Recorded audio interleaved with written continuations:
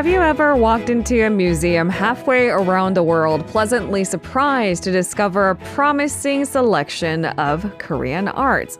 If you think about it, those pieces probably have the best stories to tell. What was its journey and what did it see along the way? Now, only if those pieces could talk back to me. In light of our new season, we've put together an ongoing series speaking with curators and gallerists to speak about Korean artifacts housed in museums across the world. For our first interview of this series, we connect with curator at the Cleveland Museum of Art, Sooa McCormick. Good morning, Miss Cormick. Good morning, Korea, and good evening here. It's a little bit later for you in the afternoon, is it not?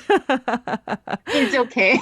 Thank you so much for joining us for it seems to be an important ongoing series for us right here on Arirang Radio. I mean, first and foremost, thank you so much for joining us. Arirang Radio is all about promoting cultural heritage across the world. So I think this is an important and timely and interesting topic to start off our new season with. So, Ms. McCormick, the Cleveland Museum of Art is apparently famous for its notable Korean art collection. I had no idea. I'm a little ashamed to say. So I have to ask you, when and why did the museum start gathering Korean pieces? How far does it really go back? Yeah, actually, I was also surprised how many Korean works of art were collected at the museum, also how early they were collected. The Korean art collections were actually formed as early as 1916, when the museum opened its entrance, to the public at the time, 1916.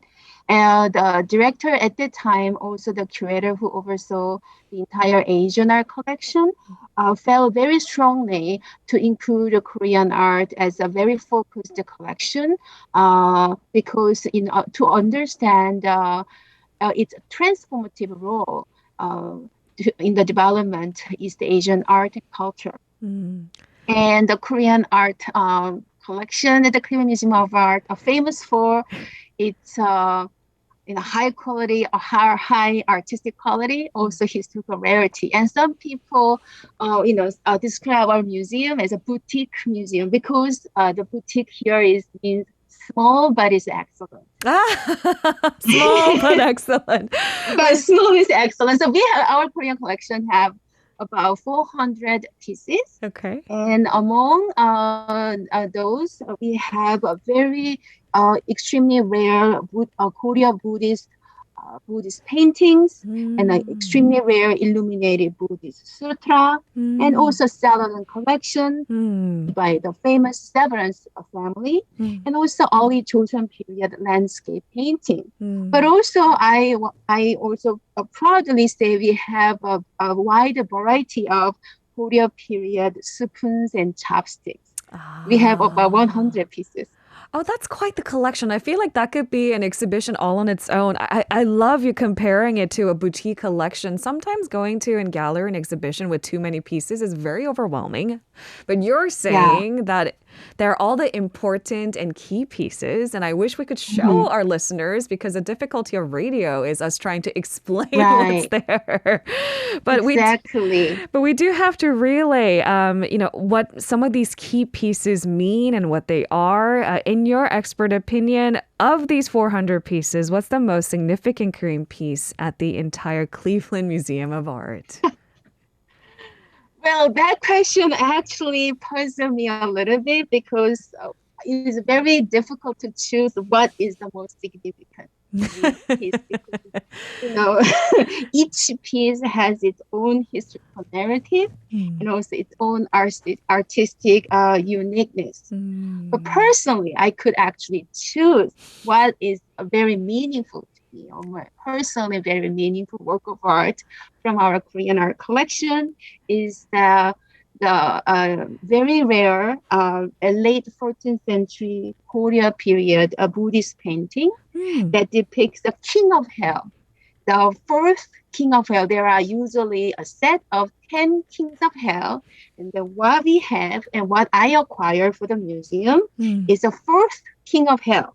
Oh. And the reason why you're gonna have to explain resonated me a lot is that it took me almost 4-5 years to acquire this piece that I had to negotiate and with its previous owner, and a lot of persuasion and negotiation in many different aspects. And finally, we could own this King of Hell.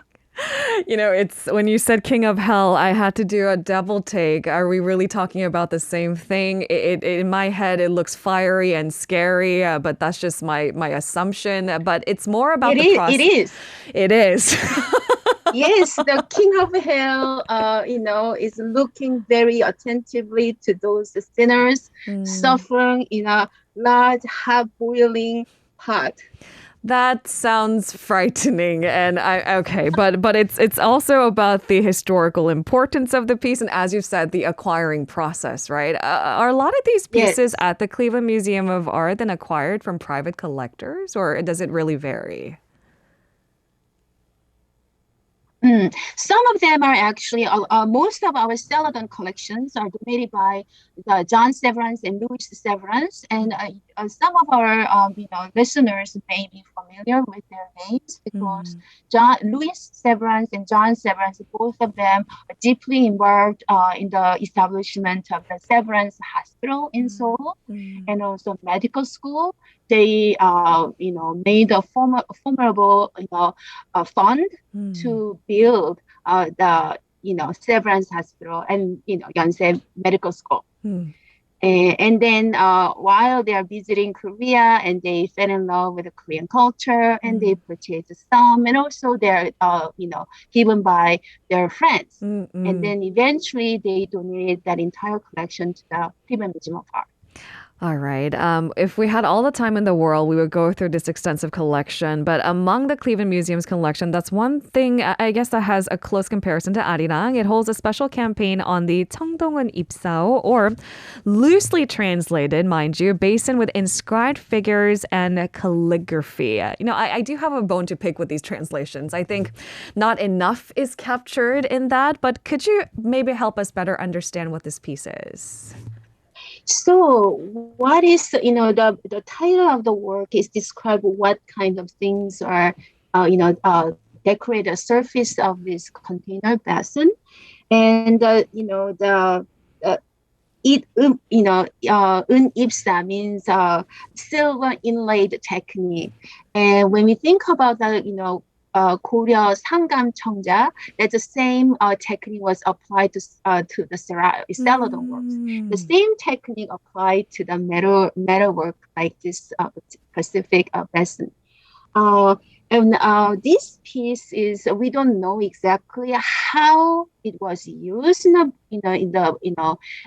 Buddhist ritual, but we know that it may have contained the purified water that was used in some sort of very esoteric Buddhist rituals. Okay. But since we don't know any record what specifically we use it, it kind of remains mystery.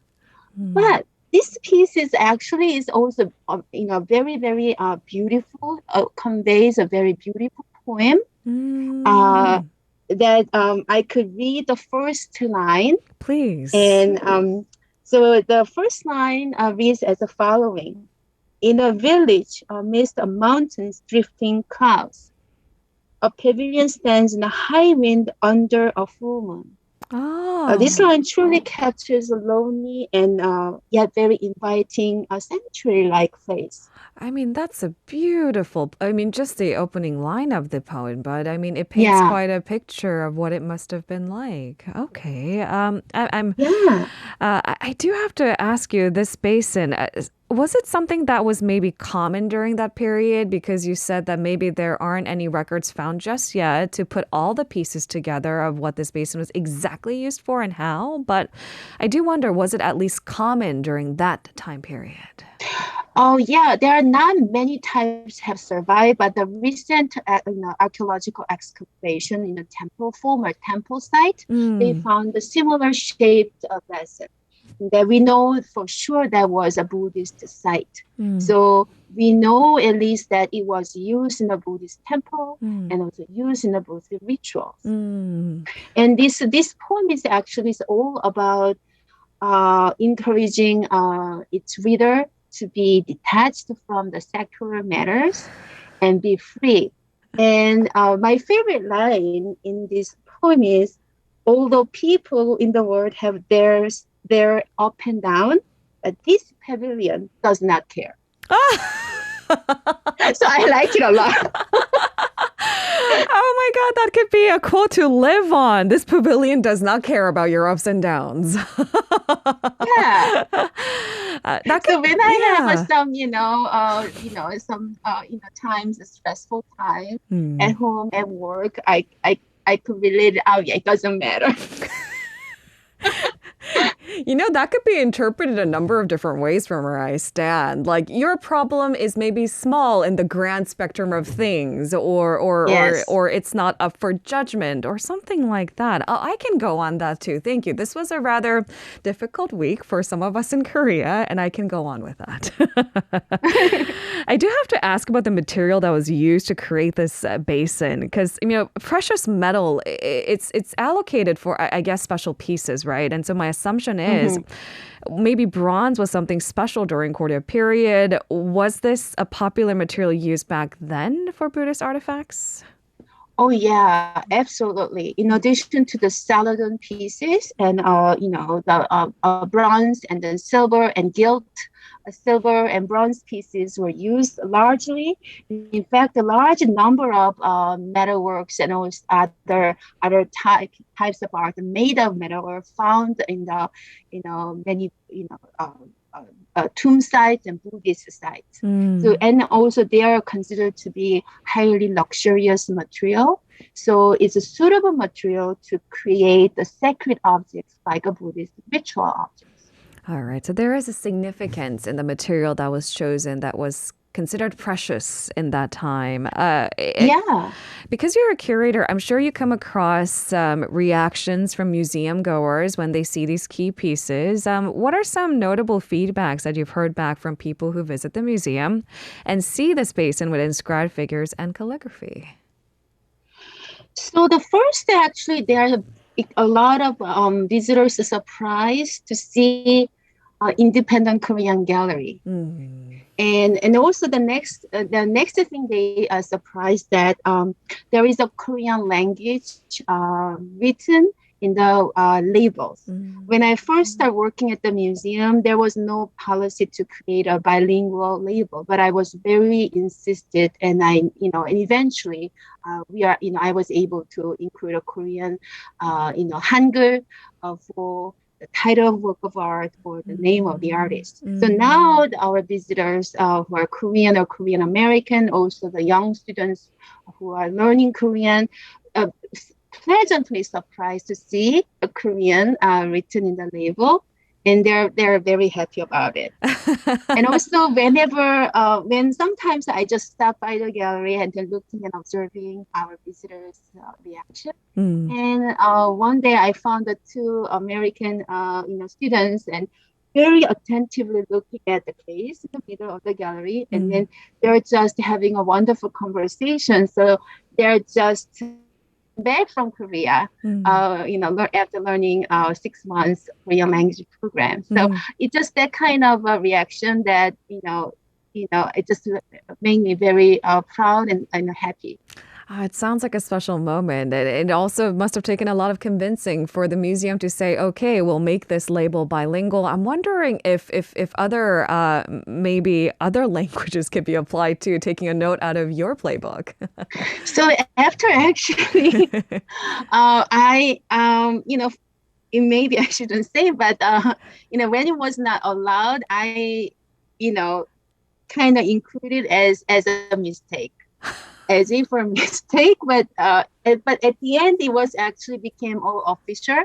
Okay. So our Japanese art curator, also our Chinese art curator, are able to also include their languages. So but I studied first, I could say that just see if they are okay with it, because at the time there was no policy.